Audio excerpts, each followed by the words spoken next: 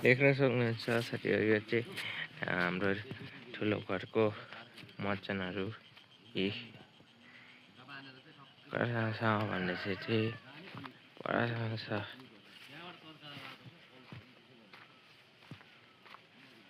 यो चाहिँ हाम्रै मचान भयो।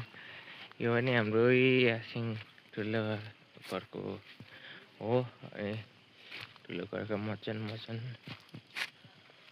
सारा घरको नै सबै देखाउन सक्छु देखाएको तपाईँलाई। यहाँसम्म मचान छ। अनि बिहानको घाम देख्नुहुन्छ। आज मौसम राम्रो छ।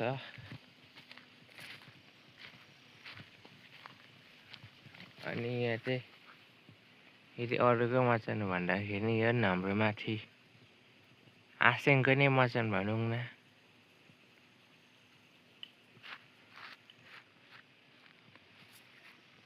मचान छ यहाँ चाहिँ, इस्कुसको मचान भनौँ। सबै घरतिर छ अहिले त मचानहरू। अहिले चाहिँ सबै घरतिर मचान छ। अनि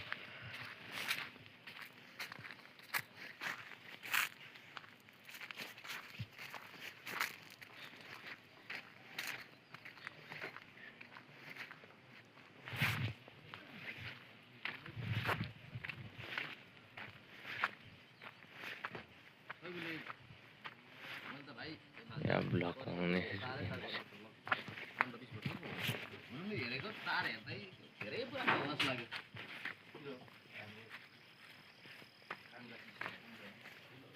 बिहानको दुधको ब्लक।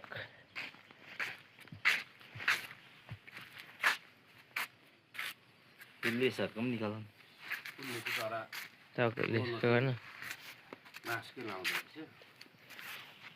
बिहानको दुधहरू यहाँ चाहिँ हाम्रो घरको दुध। यो 3टा 4टा पैसा भयो त्यही छ नि। तर तार उयो हुन्छ, तातिन्छ होला है। काट्नु थाल्छ